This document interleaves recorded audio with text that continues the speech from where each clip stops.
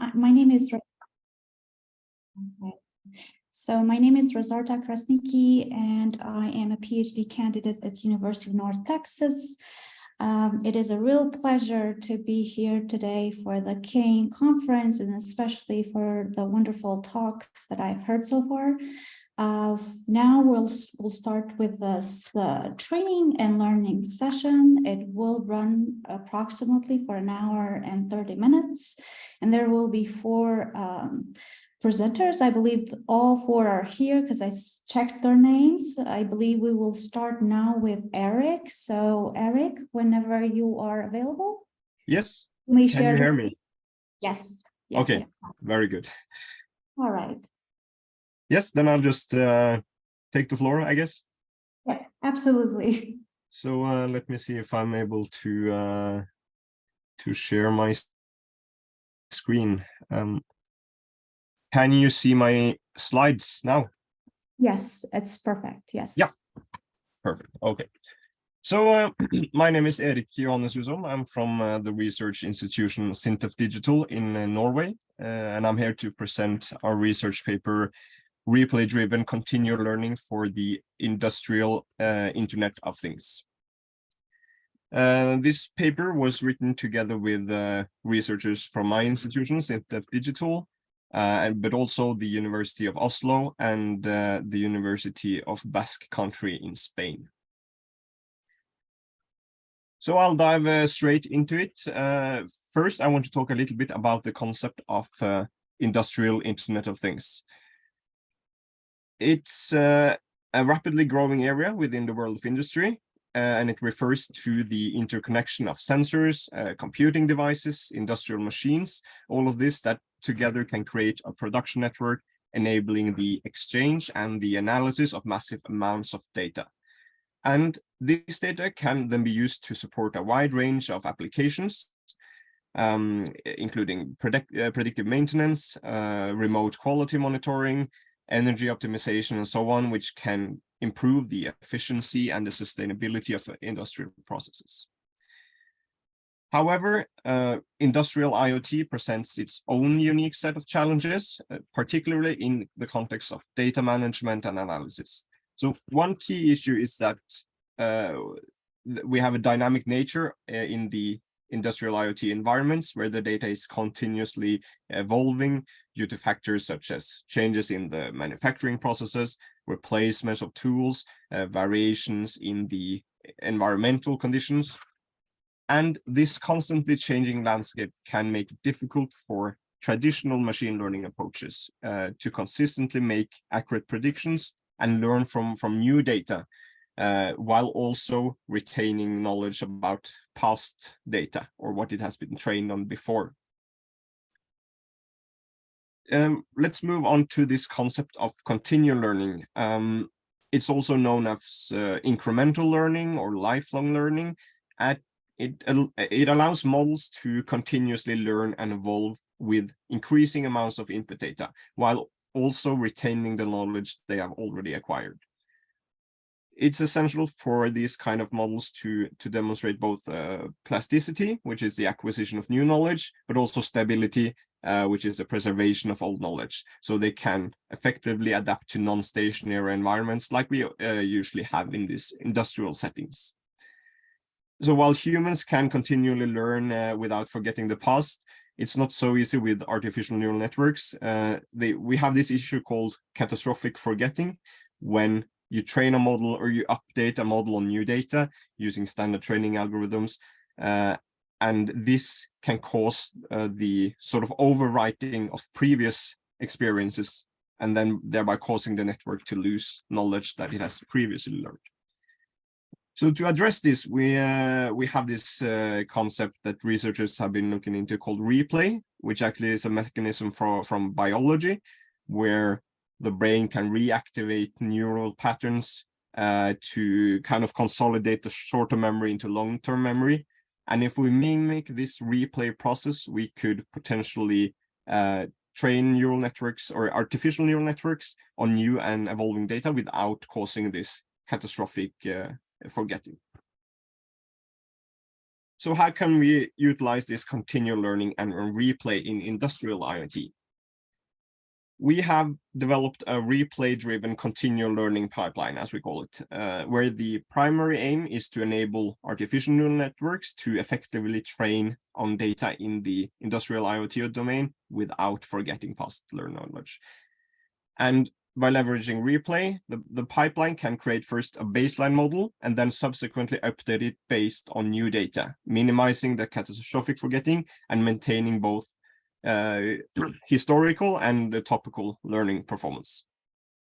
And the tool we have developed is an open source pipeline that can be configured and deployed by an ML engineer, a machine learning engineer. We have called it a machine learning experience engineer because it configures different experiences, which I will come back to. But this pipeline offers a framework that can be applied to different prediction tasks and deployed in industrial settings, addressing different engineering aspects and challenges when implementing continual learning. So we're first going to take a look at the overview of the continual learning pipeline. The terminology we use is inspired by human learning experiences, learning, replaying, inferring, and so on. So the pipeline begins with this green box called experience configuration, where the ML experience engineer configures the learning and inference experiences that I will get back to. Then we have a set of data pre-processing stages that involve profiling, cleaning, scaling, transforming, and so on, before we get to the experience fusion stage, where it's possible to choose to employ replay techniques, combining past and new data. Then the fourth stage is the actual training of the machine learning model, followed by the evaluation stage, where we assess the performance of the machine learning model. And then there's an optional sixth stage, which is to deploy an inference service that can be used for real-time predictions based on the trained model. And you can see the overall flow in this figure in this slide, but we will follow along this figure as I explain this in more detail. So first, let me say a bit more about the experience configuration. This is where the ML engineer configures different aspects of the learning and inference experiences. So this could include specifying what experience to perform, like baseline training, inference, or replay-driven learning, selecting which features to be extracted, defining train and test split, and so on, choosing which machine learning algorithm to use. And then after that is the data pre-processing stage. And here is where we get raw multivariate sensor data from the industrial IoT system that usually or often is stored in a message queue. It could be MQTT or Apache Kafka for those who are familiar with that, and where each message contains a timestamp and the value of certain sensor data, sensor variables. And to create a data set for an experience, this system extracts data from the queue in a specified timestamp range, and we send all of these data points through the pre-processing. So these are quite common, the profiling, cleaning, and so on. And at the end, we have something we call sequentialize. That is simply extracting subsequences of the time series if you want to use multiple time steps for prediction. So having that temporal aspect of the input data. Moving on to this the three last steps of the pipeline, we have the experience fusion stage, and this is where the actual replay happen. This is done by storing and recalling replay experience data, which is basically previous data from previous timestamp ranges, which can help avoid this catastrophic forgetting when we use it to update the machine learning model. And by integrating replay experience data into the dataset, we ensure that the model maintains knowledge and previous learned information. Then we have the training of the machine learning model. We have support for various different neural network architecture, fully connected neural networks, CNNs, LSTMs, and so on. So all of this can be configured in the pipeline by the engineer. Also the possibility to use a validation data set to prevent overfitting and so on. And then finally, the evaluation stage, where we use different type of metrics to assess the model, depending on whether we have regression or classification or what is suitable for a specific use case. This can also be configured by the machine learning engineer. I'll say a little bit more about these three different experiences that I mentioned. The first step is creating a baseline model. That is simply traditional machine learning, where you select some input variables to use to predict a target variable. And this step also involves fine-tuning the different hyperparameters, control parameters, to achieve a model that worked for the specific use case. And these baseline models, you can have multiple of them for different use cases in the pipeline, and they are stored in a model database. The inference experience is also quite traditional. It's simply using the model to produce predictions. And the pipeline is then run using a batch of new data, pre-processes it in the same way as the training data was, and then running it through the machine learning model. So this is what happens when we're not using the pipeline for learning or training models. And then finally, this main contribution, the replay-driven continual learning. So this experience is using new incoming data to improve models, including this baseline model that we created.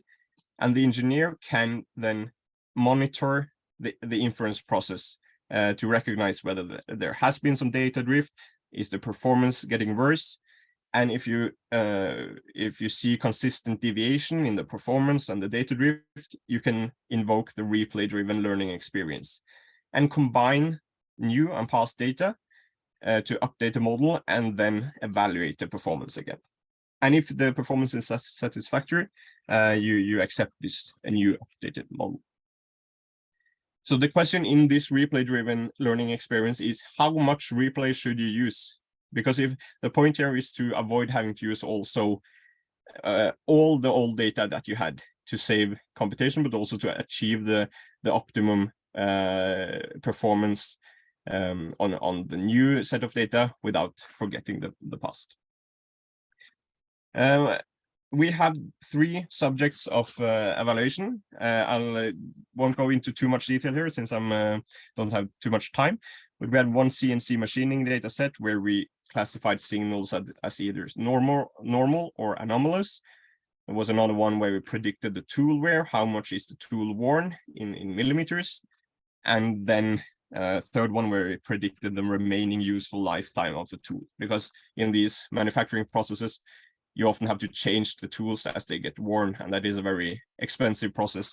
These tools are quite expensive. So an example figure is seen here to the right from the broaching case, where a tool moves up and down to carve into a piece of metal, and we have mounted some accelerometers to monitor the vibrations of the tool. So the first research question was, how does a baseline model perform? And the important thing to note here is that the data from all use cases were split into 5 data sets in chronological order. So we created first a baseline model on the earliest data, and then tested how the performance was over subsequent data sets to see if the performance degraded over time. And let me just jump straight to the summary of these research questions. This RQ1. The results indicated that there actually is a need to update the models, which is in concordance with our hypothesis. The model might perform well on the baseline data set, but with newer data set, the performance degrades quite quickly. So we actually there is a huge need for continual learning in industrial IoT. So moving on to the RQ2, does this replay-driven continual learning actually work, and how well does it work?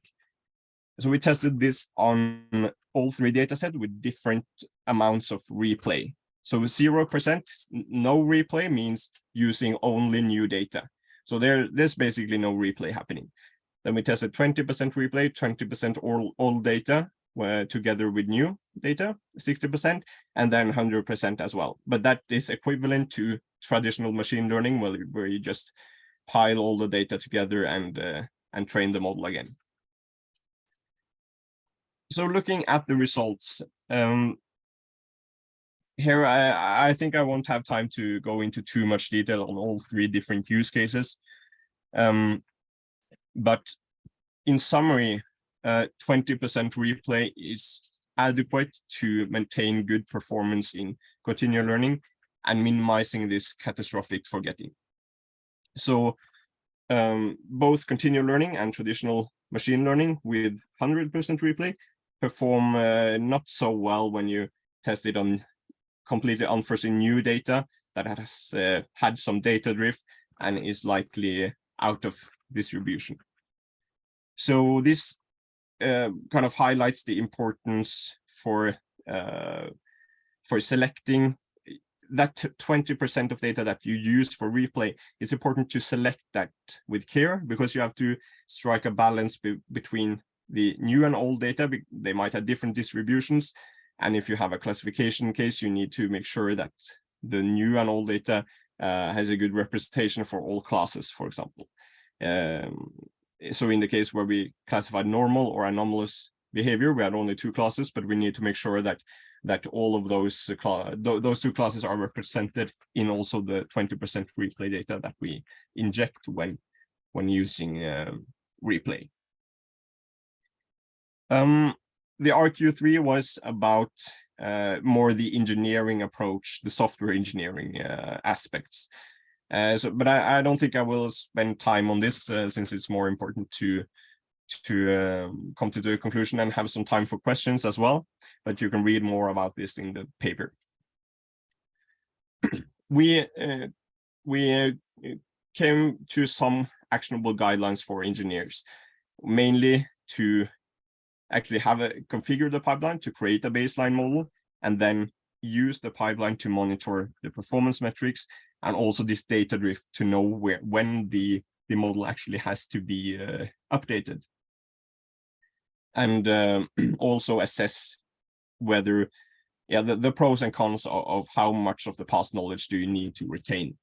And in regards to the selection of replay data, we assume that 20% of old training data are chosen randomly. But as I said, it's important to maintain this class balance and distribution among target values when you set it. Let me just conclude. We presented a replay-driven continual learning pipeline that trains a baseline model, updates it with new data, minimizing catastrophic forgetting. And we assessed it on 3 case studies and found that a replay percentage of 20% of past data could help the challenge of catastrophic forgetting.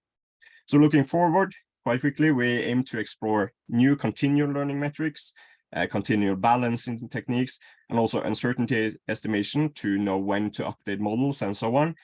And also we want to look at the integration between green AI and continual learning to further enhance this approach. So that was all for me. I think I spent a bit too much time, but if there's time for any questions, I'll be happy to answer it. And so do we have any questions for Eric? If not, then I'm going just to ask one question. Yes. In interest of time, we'll keep it short. So you mentioned on the pipeline you are using the inference service, which seems to be optional. Is that because you need to monitor inference process for data drift? Or is there another reason why you are keeping that optional? Yeah, so I think that optional, it's more about, we see that in machine learning deployment scenarios, there are so many different ways of deploying these models.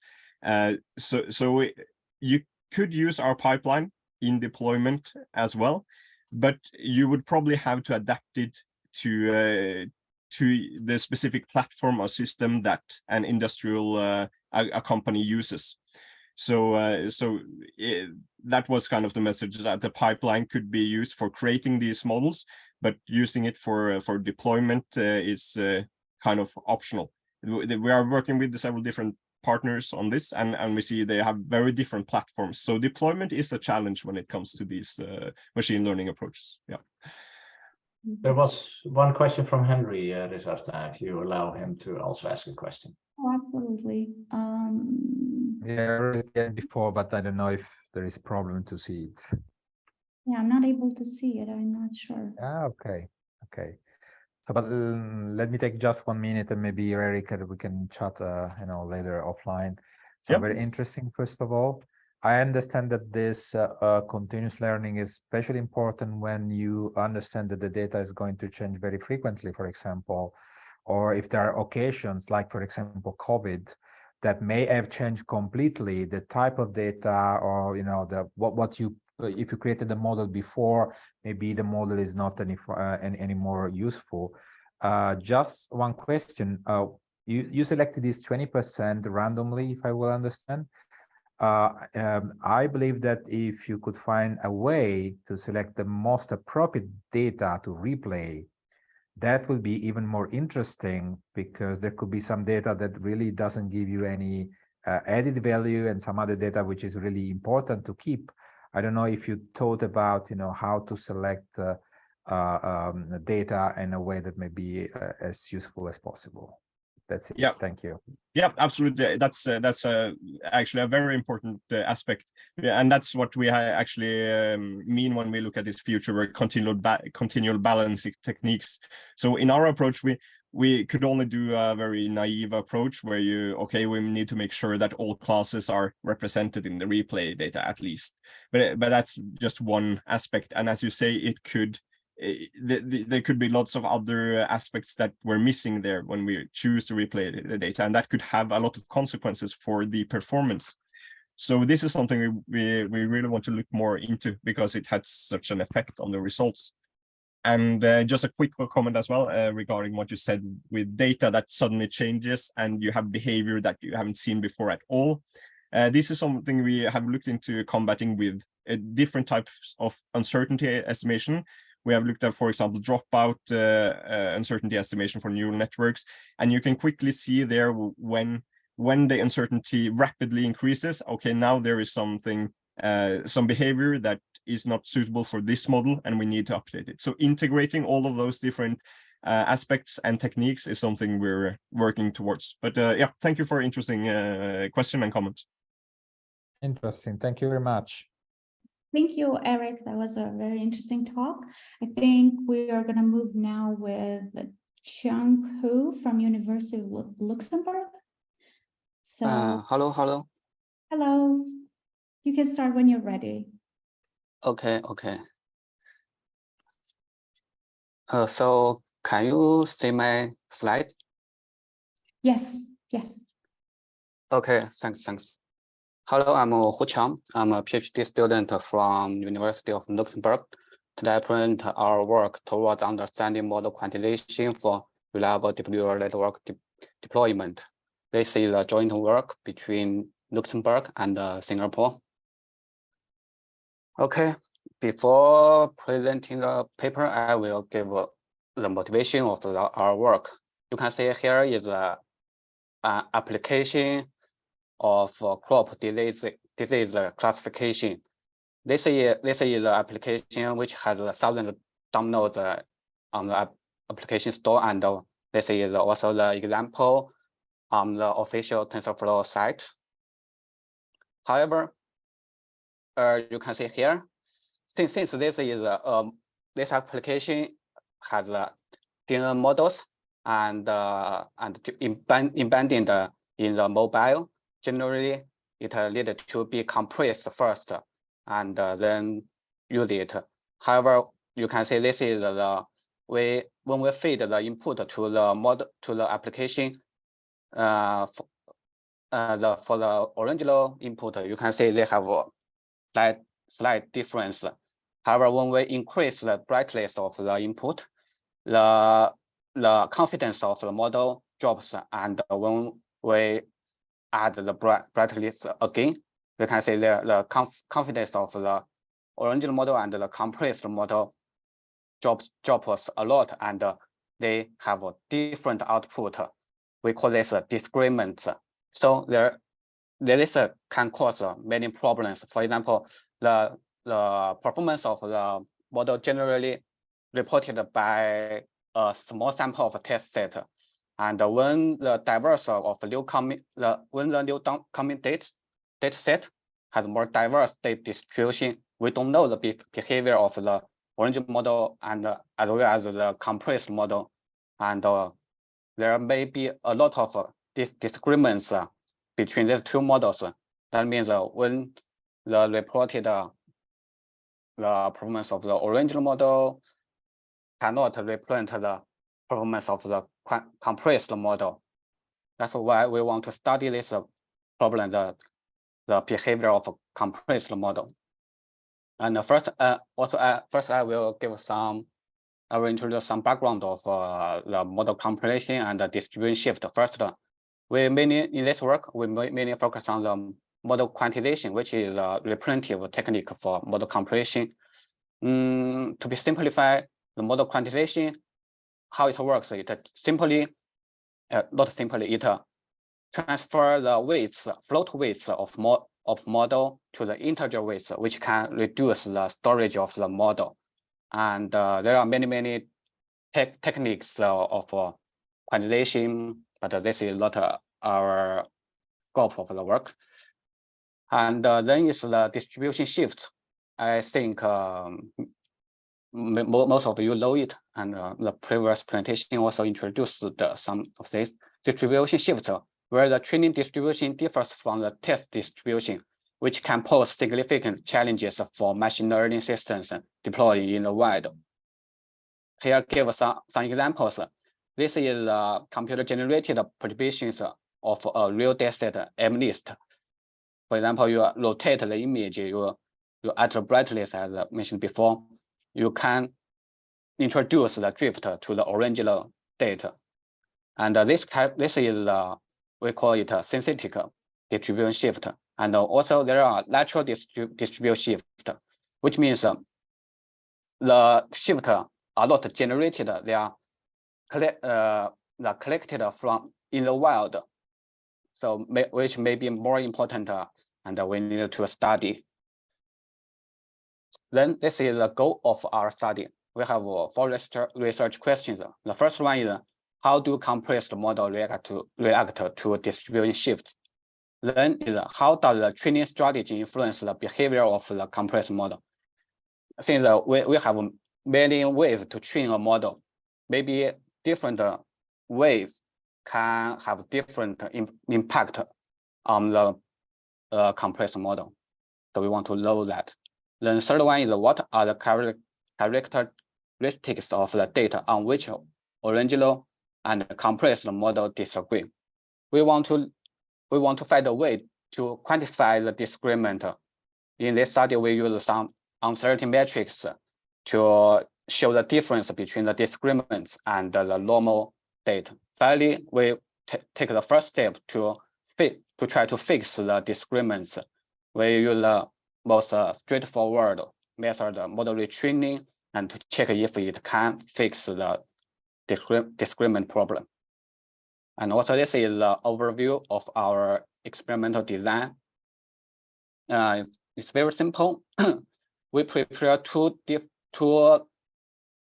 versions of models. One is the original model, one is the compressed model, and we prepare different types of data set, which includes the distribution shift. Then we analyze the output of the 2 versions of models and to check if they have disagreement. Then to answer RQ1, also we use different training strategies to train the model and to answer the RQ2 influence of training strategy. Finally, then we use some metrics to quantify the disagreements and to answer RQ3. Finally, we retrain the model with the disagreements and to answer the RQ4 effectiveness of model retraining for disagreements fixed. And this is the datasets and models we used For study, we use both image data, 3 image data, MNIST, Subverton, and iWhiteCom, and 1 text data, and also includes both synthetic distribution shift, MNIST C, and Subverton C, and natural distribution shift, which provided by iWhiteCom, which is a famous data set provided by Wells, and also natural distribution shift from the text side. And for each data set, we consider 2 models. And for the quantization techniques, we include 2 famous quantization frameworks. One is TensorFlow Lite, which is provided by TensorFlow by Google, and the second one is the Core ML provided by Apple for model comparison. Then the training strategies, we consider 4 commonly used and very famous training strategy. The first one is standard training, then the quantization aware training, which is specifically designed for model quantization. Then the adversarial training, which is adversarial data combination to improve the model robustness. Then finally the mix-up training, which is also very famous data combination method to weighted compilation of random training data and the labels. Then the evaluation metrics, the accuracy is the basic one. Then is the number of discrements. We compute here the discrement is an input that triggers a different output by the original model and it's a compressed version. Finally, the AUC because in the third research question, we want to quantify the discrements, and we use some uncertainty scores to train logistic regression classifiers, and we check if these classifiers can help us to distinguish the discrements and normal law inputs. Then this is the results of RQ1, the behavior of compressed model. We can see the first column is the accuracy changing, and the column with the green background is the discrements. We can find that in many cases, even there the original model and the compressed model have the same accuracy. For example, the shared line. However, they also have discrements. That means the only using the accuracy to check the performance of the models is not enough. There are many discrements between the 2 models that the accuracy cannot represent them. And to summarize, under synthetic distribution shift, the accuracy changing and the number of discrements between the original and the compressed model increase by up to 3 and 5%. Regardless of the data set, DNA, and distribution shift, Core ML is a better comparison tool than the TensorFlow Lite, which introduces fewer discrements and less accuracy drops. And this is the results of RQ2, the influence of training strategies. We can see the table. Here the value with the green background means that using these training strategies, the accuracy drops less than the standard training. We can see the quantization aware training, is the best because it was designed specifically for model comparison. And this is the discrements change using these different training strategies. Overall, we can say that also the quantization aware training can reduce more discrements. I only show few results here. The entire results you can see it in our paper. And in conclusion, Generally, quantization overtraining can produce more stable models with small accuracy changes and fewer disagreements after model quantization. For the data with lateral distribution shift, in fact, all the training strategies are helpful to reduce the disagreements. Then is the AQ3, the characteristic of disagreements. Here we use 4 uncertainty metrics: entropy, margin, Gini, least confidence, to quantify the disagreements.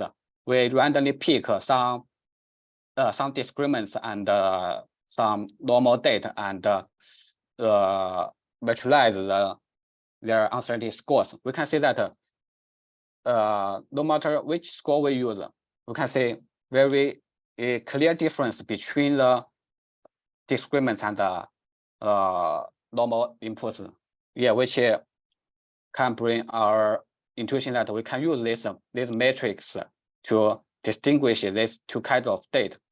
Then we use this scores got from the matrix to train a simple logistic regression classifier and to classify the normal inputs and disagreements. We can say by using the margin score, we have very good results. Most of them have greater than 19% AUC-ROC score. That means we can use this score to distinguish these disagreements and normal inputs.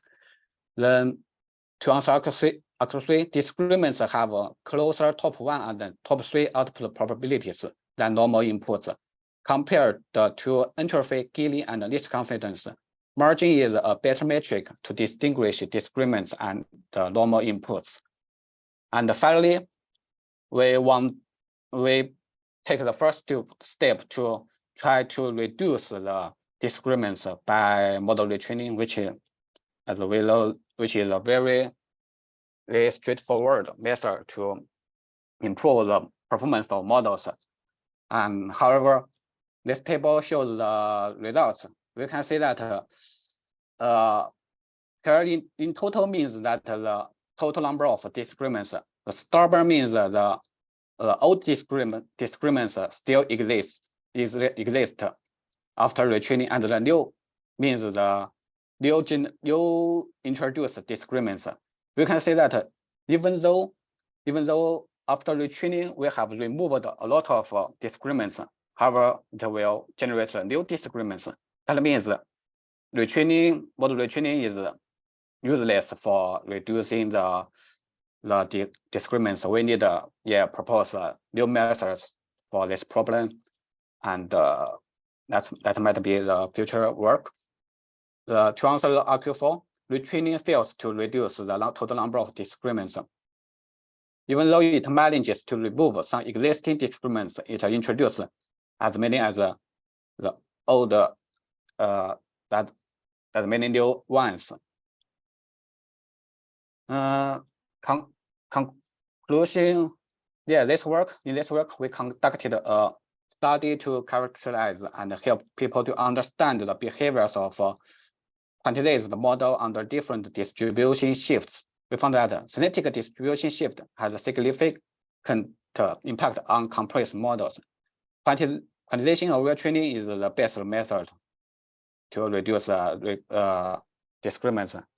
And data uncertainty captured by margin metric is a good factor to discriminate the disagreement data. And finally, the retraining is useless. And we need to consider new method to solve this problem. And we released all our code and all the quantization models. I think hundreds of quantization models for the future research on this topic. And that's it. Thank you, Jiang. So do we have any questions from the audience? So I do have one question, if I'm not missing any others. Okay, so please. When you talked about the disagreement process, so did you encounter any common characteristics or patterns from the original and the compressed model that increase the disagreement process? Like, did you? Increase the disagreements. Mhm.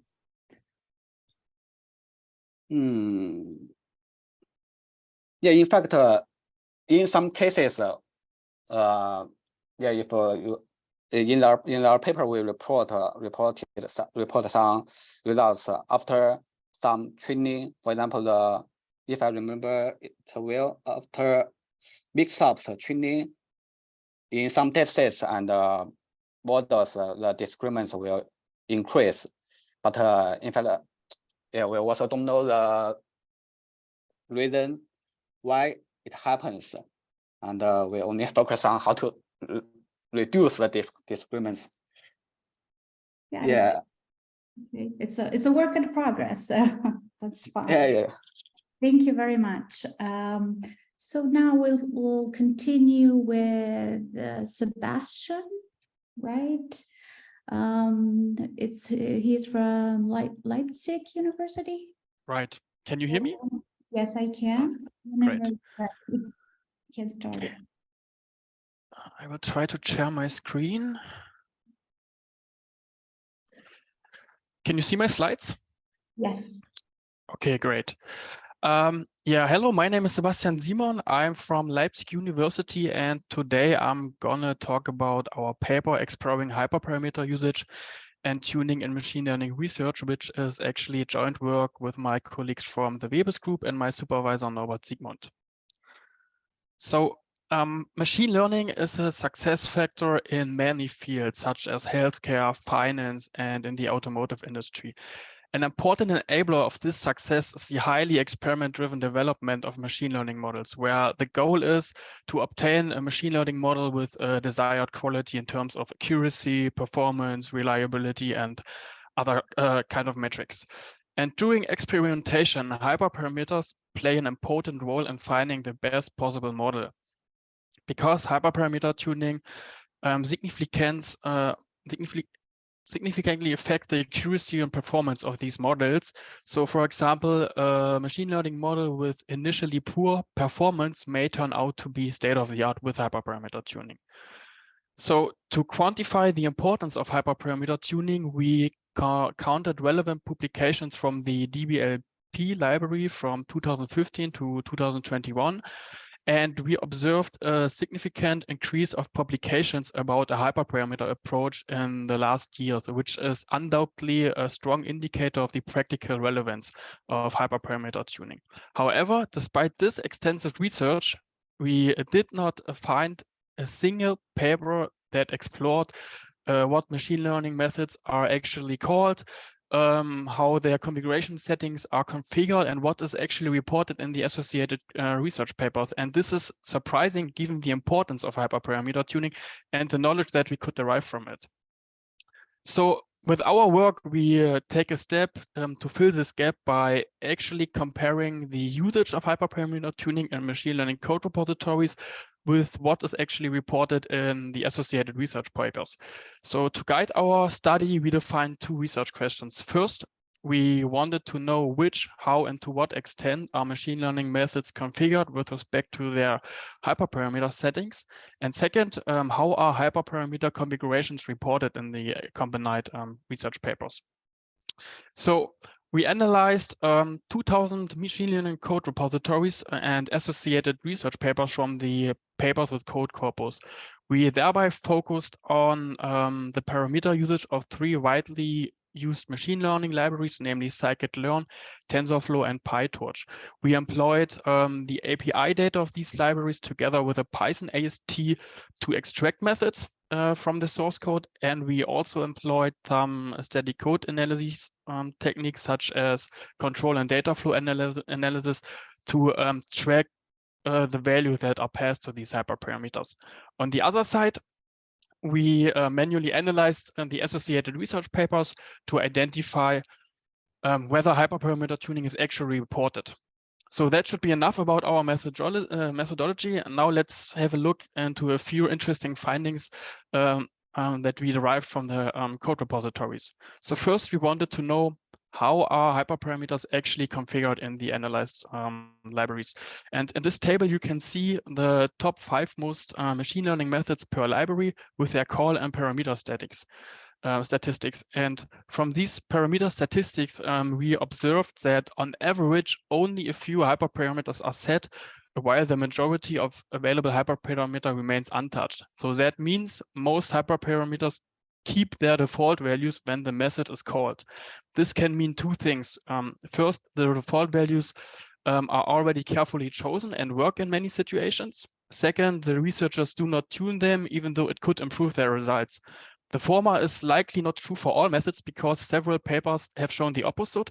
So that means that default values can harm the reproducibility of experiments and the results. And it would also be surprising because of the numbers of papers about tuning, and that is rapidly growing, as we already know. And in the second case, the reasons for not tuning a machine learning models need to be identified, and possible explanations may include, for example, a lack of experimentation setup, time pressure, knowledge gaps, or limited knowledge about the effect of hyperparameter tuning. Then we wanted also to identify what types of values are actually passed to the hyperparameters. Are they configured dynamically or set with constant values? And dynamically means here values from a command line tool or from external configuration files.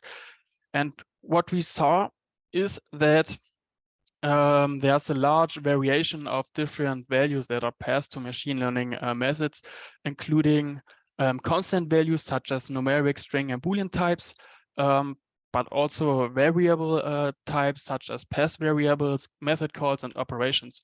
We also saw a difference between scikit-learn and the other libraries, TensorFlow and PyTorch. Specifically, 69% of parameters in scikit-learn are given as constant values, while the number drops for TensorFlow and PyTorch. But it's still a large amount of constant values in these repositories. And this is surprising because constant values limit the possibility for automated tracking and automated tuning. And also it remains unclear how these values have been obtained. So do they stem from expert knowledge, pre-studies, tuning activities? Unfortunately, we can't answer this question right now. So now we have some interesting insights of the machine learning code repository, how hyperparameters are actually used.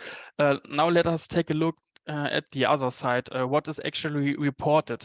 And here we wanted to identify how many papers report hyperparameter tuning, and we identified this for different research fields.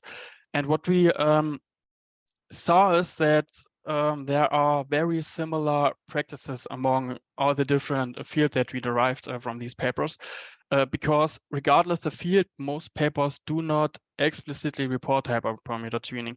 And this is again an interesting finding considering the importance of hyperparameter tuning.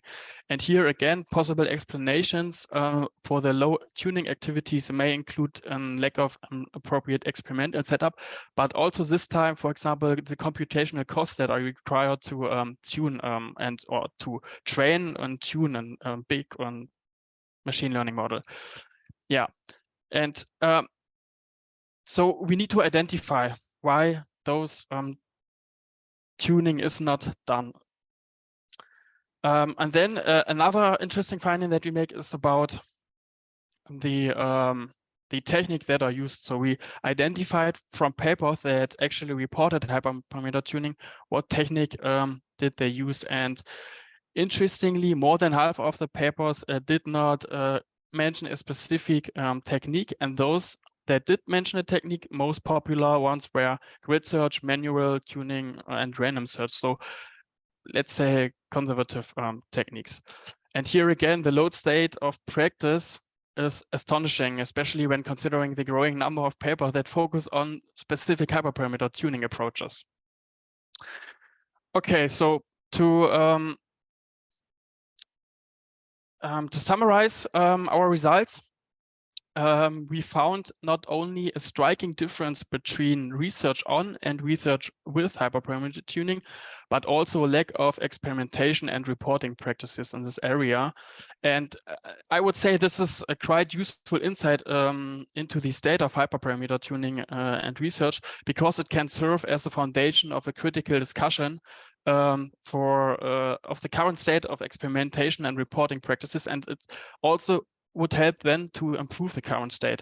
So to conclude my talk, I would like to give a few actions that may help to improve the current state.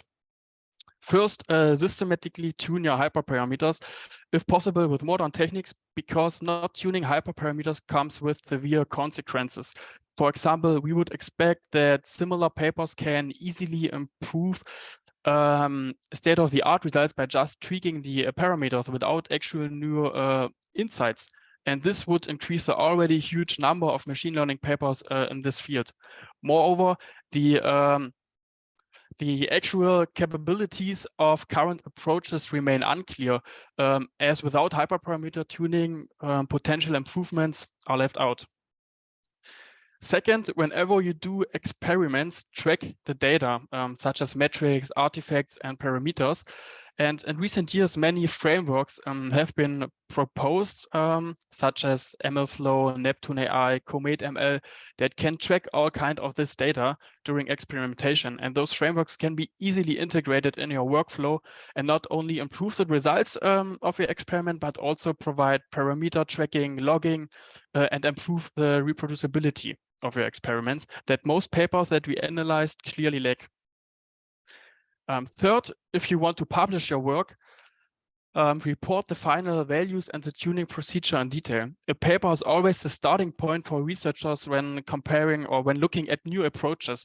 And without a proper tuning, it remains unclear how these values have been obtained, how these values have been tuned, and whether the reported improvement in your paper stem from this activity or not. So not reporting hampers the reproducibility and replicability of the obtained results. Finally, our results showed that tuning is not a common or a rare practice, and therefore the potential of improvements are often left out. And that is, we often do not have fair comparisons when we compare different approaches. And to have a fair comparisons, we recommend to optimize the other approaches as well, if possible, of course. And this is not always possible for reasons like the computation and costs that I already mentioned, but if possible, we recommend doing it. And with that, I would like to finish my talk. If you're interested in more details about our methodology, about the insights that we derived from the machine learning code repositories and the research papers, you can find them in our preprint. And yeah, now I'm happy to take your questions. Thank you. Thank you, Sebastian. I think we have already a comment from Andre. So I'm just gonna say it out loud. So question to Sebastian, my mic might still let me down, so I should type the question. Among those papers that report doing HPO, have you encountered papers using Bayesian optimization, which is considered a better HPO method compared to manual, random, or grid? Yeah, we found Bayesian optimization as a tuning technique in these papers. It was on the fourth place after the three that I mentioned, but this is the only, so that's the first one that is more advanced, I would say, considering the others that I mentioned. So yeah, we definitely found this in these papers. Right. So any other questions? As we might have 4 more minutes. So I do have one question, unless someone else will jump with another question. So have you observed any instances where the hyperparameter tuning is necessary and should be enforced by researchers? Did you see any common patterns that, you know, those are necessary to report? Because you've given some insights, but something that's kind of necessary. Yeah, so regarding the first slides that I showed, the importance of hyperparameters should be well known by all machine learning researchers, to be honest. And I think it's should be a common practice to always report it in the papers, because it's the first starting point for other researchers when they look at new approaches. And you can consider it, for example, like papers in the software engineering field. We often state the hardware stack on which we run our experiments. And this, the reason why we do this is for reproducibility of our experiments. And we should do the same in machine learning research papers. And as I said, we have to identify the reasons why people or researchers do not report it and do not tune them. So I cannot answer it right now, but that might be a future work to identify these reasons. Right. I mean, one thing that comes to my mind, maybe why researchers are reluctant to go that route, is possibly because some of the machine learning algorithms are kind of black boxes on their own. So it's very hard to justify the way how the parameters kind of are incorporated and work within the algorithm, like random forest. It's considered kind of in the category of a black box kind of algorithms. But yeah, this is still interesting. And it's a kind of unfortunate, because I looked at software engineering results and it says 50% of the papers do not report it. So it's quite. Yeah, so that's actually also an indicator for our research community that we consider tuning as a more seriously activity when we develop such approaches. Definitely, yeah. All right. Well, thank you for your insights and wonderful. No problem. Thank you. So next, I think this would be the last, and this should be a short paper. It will be presented by Yuta, if I'm saying it correctly, and he's representing this talk from Kyushu University. So whenever you're ready. Yes. Yuta? Can you see my slides? Yes, I can. Okay. So I'll start the presentation. Hello, everyone. I'm Yuta Ishimoto, a PhD student at Kyushu University. Today, I will talk about the repair and side effect prediction of repairing neural networks. One type of machine learning model, neural networks, is applied in various fields such as autonomous driving, malware detection, and medical image analysis. So misbehavior in neural networks can lead to serious accidents. In fact, accidents like the one shown on the right have occurred in autonomous driving. So it is important to repair neural networks misbehavior. Against this background, several repairing methods for neural networks have been proposed. One successful approach is a search-based approach represented by ARCNet. This method identifies the weights that cause the misbehavior and corrects them using a technique called differential evolution, which is a type of evolutionary computation. The application of repairing methods brings both positive and negative outcomes. The positive one is that the incorrect prediction is repaired, which we call repair. This is incorrectly predicted samples by buggy neural networks, which means original neural networks before applying repairing methods. When incorrectly predicted samples become correctly predicted after applying repairing methods, it is called repair. The one is that the correct prediction is broken, which we call side effect. This is correctly predicted samples by buggy neural networks. When correctly predicted samples become incorrectly predicted after applying repairing methods, it is called side effect. The patched model outperforms the original one in some aspects, but degrades in others. So a sample that is correctly predicted as a result of repair is called a repaired sample. Similarly, a sample that is incorrectly predicted as a result of side effects is called a broken sample.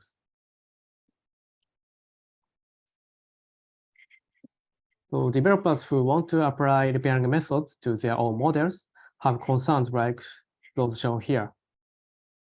They have concerns about repair and side effects. So these concerns cause them to hesitate in applying repairing methods because they don't want to waste their resources and time with unexpected outcomes of repairing methods.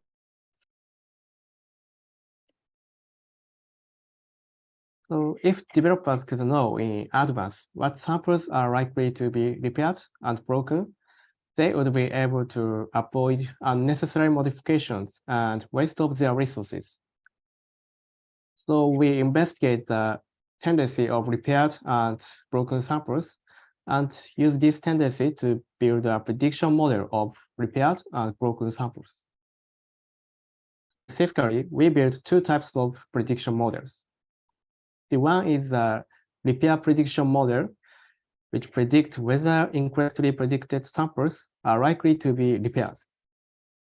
The other one is a side effect prediction model, which predicts whether correctly predicted samples are likely to be broken.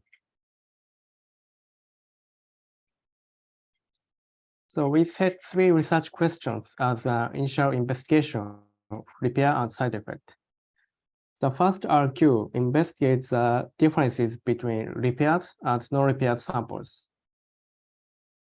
while the second RQ investigates the differences between broken and non-broken samples.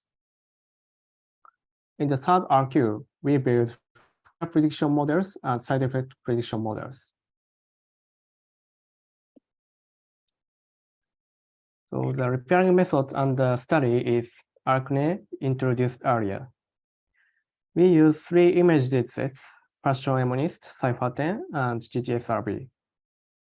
For each dataset, we build one neural network model. These are typical networks with convolutional layers followed by fully connected layers. So how can we get metrics to analyze and predict the differences of repaired and non-repaired samples or broken and non-broken samples? We use 4 metrics of confidence or ambiguity in the model's prediction for the data samples. These can be calculated based on the prediction probabilities shown on the right, which are the output of the networks. For instance, entropy is calculated using this formula.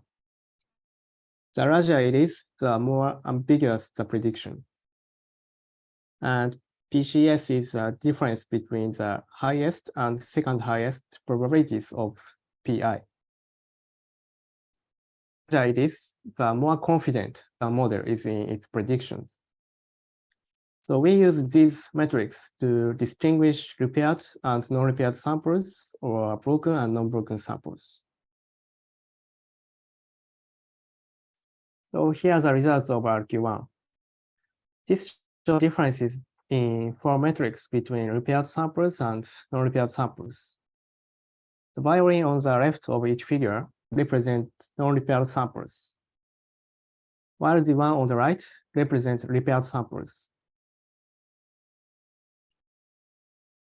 So the important point here is that samples with high PCS, which represent confidence in the model's predictions, tend to be difficult to repair. In addition, samples with low LPS, which represents the prediction probability for the correct level, also tend to be difficult to repair. So the point is, high confidence samples that were incorrectly predicted are difficult to repair. And here are the results of RQ2. This shows the differences in 4 metrics between broken and non-broken samples. The violin on the left shows each figure represents non-broken samples, while the one on the right represents broken samples. We can see that samples with high entropy in the prediction probability and high loss loss are more likely to be broken. In this study, we use categorical cross entropy for the loss. So the point is predicted samples with high ambiguity are likely to be broken. And in RQ3, we had two types of prediction models: repeat prediction models and side effect prediction models. We use the four metrics as explanatory variables. As modeling techniques, we use logistic regression, random forest, and light GBM. All of these were selected because they wait for training and inference. The target variable for repair prediction models is whether incorrectly predicted samples will be repaired. And for side effect prediction models, whether correctly predicted samples will be broken. So these figures show the prediction performance of each model. The figure on the left shows the performance of the repair prediction models, while the figure on the right shows the prediction performance of the side effect prediction models. The repair prediction model achieves an average of 0.70 to 0.76, less than the side effect prediction model. On the other hand, all evaluation criteria of the side effect prediction model are above 0.85 on average. And it is interesting to note that logistic regression has the best performance by any criteria. As the contributions of our work, we revealed two things. First, we revealed that the repaired and non-repaired samples can be distinguished by four metrics. Second, we can predict repaired or broken samples when applying ARC-NE by using these metrics. So there are two future works. The one is to use multiple repairing methods besides ARC-NE. We plan to investigate whether leveraging multiple repairing methods outputs improve performance of our prediction models. And the other one is to evaluate the outcome of the repair and side effect with more evaluation criteria. We plan to consider repair and side effect not only in terms of correct or incorrect predictions, but also in terms of robustness and fairness. So that's all. Thank you. I'm happy to answer any questions. Thank you, Yuta. So do we have any questions from the audience?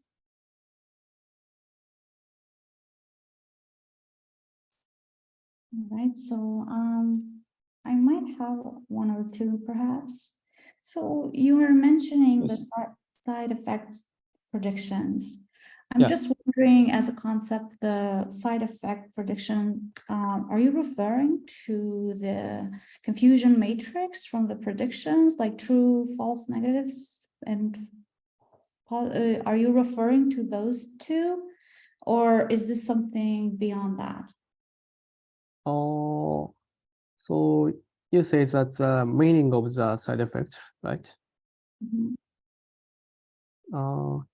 It's based on the prediction results of the buggy original neural networks and repaired neural networks. So it's like we consider like a confusion matrix shown here. So before means the original model before applying repairing methods, and after means patched model for after applying methods. And side effect is just like a phenomena like changing the correctly predicted samples are changed into incorrectly predicted samples. It's unexpected outcomes of the applying repairing methods. So our goal is to predict in advance such unexpected results or good results. Okay, so I think one more question is that Yes, you mentioned in one of your slides, you said to predict samples with predicting samples with high ambiguity, they are more likely to be broken. So how did you go about or what is your strategy or approach that you take to reduce this ambiguity? This high ambiguity. Obviously you're seeing disbursement of data and variations. So, do you have any thought about that?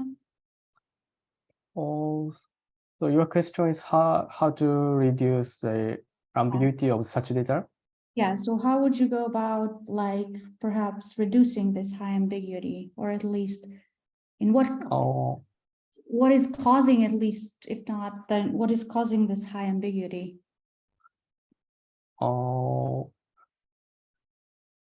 I think additional strategy is needed to reduce the ambiguity of such data, because we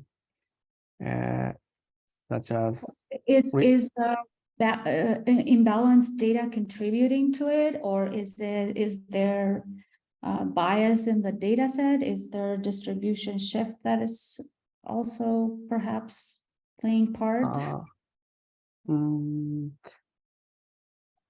The training is not unbalanced, so it is not the cause of this ambiguity. So maybe with I can't answer your question because I can't investigate Fine. I can't investigate the cause of ambiguity in detail. So maybe I am asking a question outside the scope. So thank you. Thank you so much.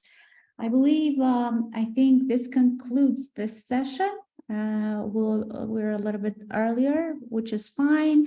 I think there will be a break, and then there will be a poster session, which will be presented by Mona and Karthik.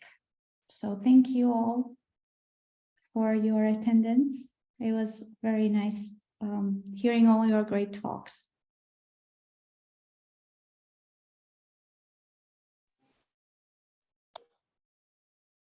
We're continuing at 12:45 Central European time, so we'll see each other then.